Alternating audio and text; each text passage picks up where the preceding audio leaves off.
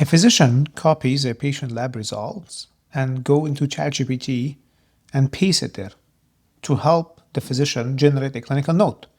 Sounds harmless, right? This could be a HIPAA violation that costs their institution millions. Privacy and security in AI is a tier 1 competency, and almost no one is teaching it properly. Hello everyone, my name is Rupen. I'm an oncologist, and I'm also the founder of Education AI. In this video, we are going to talk about AMA's AI literacy series, and we're going to cover what matters the most in HIPAA and privacy laws. We're going to talk about data security, institutional AI governance, and your obligations around transparency and consent when AI is involved in patient care. This is tier 1 foundational skill, meaning that every single physician needs to know this. Let's start. The fundamental question is this: when you use AI tool in a clinical practice, where does your data go? And this is very important, especially if you are using other tools like AI scribes, where it listens to you and to the patient. Remember, the foundational models available out there currently, the big ones are OpenAI that offers GPT, Anthropic that offers Claude, Google that offers Gemini, and these models are very expensive to develop and to train. When a small company or startups come and offer you a new device or a new software to help make your life easier, they are usually using one of these foundational models because these foundational models cost billions of dollars. So when you are dealing with this startup or this AI scribe company, your records are leaving your hospital premises and traveling through this startup user interface and software to a third-party company, which could be Google, OpenAI, Anthropic, or maybe other AI foundation model providers like from outside of the United States as well. So you have to be very careful and understand where is your data going. When it comes to traditional clinical tools like your electronic health record, your PAC system, depending on your hospital's agreement with this electronic health record provider, the data might stay in your institution, so it is on your institutional premises, or it might be going to their cloud, to the electronic medical record provider's cloud, but your institution owns this data. So at least you know where is your data going. But when a clinician starts using an external AI tool, cloud-based LLM, third diagnostic app, ambient listening tools, patient's data leaves the hospital premises and goes to other places where maybe the hospital did not have agreement with. The AMA's framework identifies security and privacy awareness as a core foundational competency. And here is what it means in practice. First, understand the difference between institutionally approved AI tools and consumer AI tools. Your hospital's AI-powered clinical decision support that runs through Epic, that's been through a BAA, which is a Business Associate Agreement, and it meets HIPAA requirement. On the other hand, ChatGPT on your personal phone, this is not the same thing. Second, understand what is PHI, or Protected Health Information. In the context of AI, protected health information, it's not just the patient's name, date of birth, address, phone number, or other identifiers. Any combination of data that could identify a patient is considered PHI.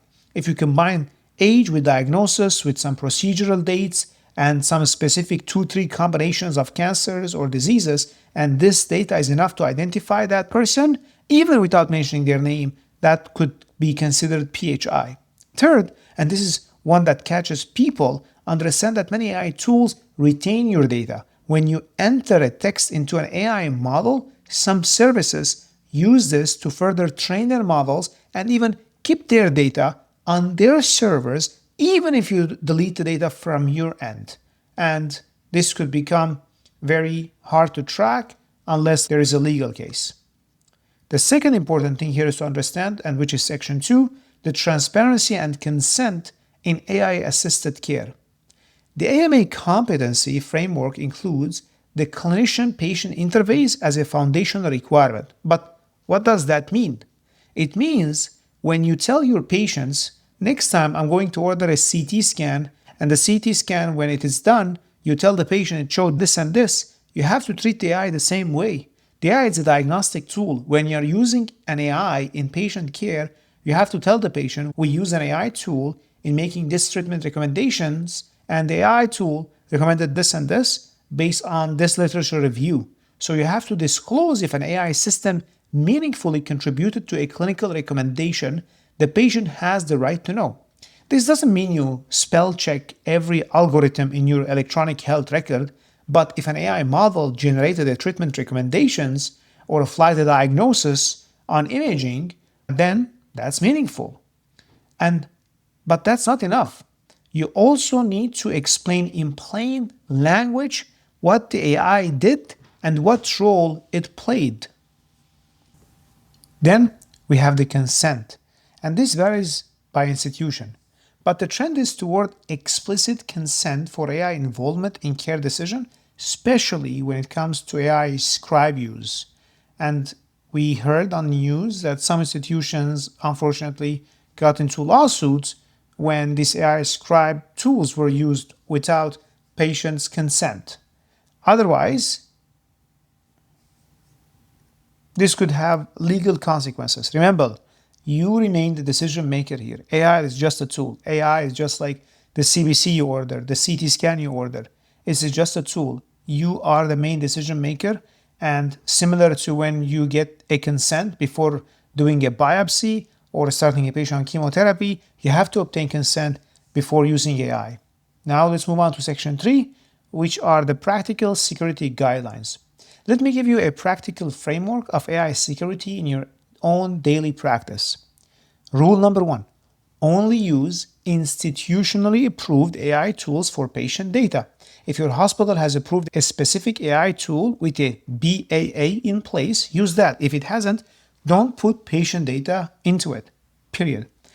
Rule number 2, de-identify aggressively. If you need to use an external tool for clinical reasoning, let's say, to look up a complex case, strip all the identifiers. That means no names, no MRNs, no dates of birth, no specific dates of service. Change ages to age ranges. Change genders if it won't affect the clinical reasoning. And it's very important to even strip all the 18 HIPAA identifiers before using an external AI. Rule number 3, know your institution's AI policy, and if your institution does not have one, that's a huge problem you should raise. More hospitals are developing a formal AI acceptable use policies. Know what you say. Rule number 4, understand data retention. Before you use an AI tool, understand where your data is going, how is it being stored, for how long is it being stored, and can you control your data? Can you delete your data or not? Rule number 5, document AI involvement. If AI contributed to a clinical decision, document that in your medical records. This protects you legally and provides transparency for other clinicians reviewing the case. Finally, we have to remember that patient privacy and data security in AI aren't abstract compliance concepts. They are active clinical skills you need to practice every single day. Know where data goes, how to get consent, how to de-identify patients' data when using external tools. The AMA made this Tier 1 foundational competency because they know that AI adoption is outpacing AI governance. You are on the front lines of that gap. Be the physician who gets this right. In the next video, we're moving into Tier 2. Video 5 covers AI in diagnosis, how algorithms actually read images, labs, and clinical notes, and that's where AI starts to directly impact your clinical decision making.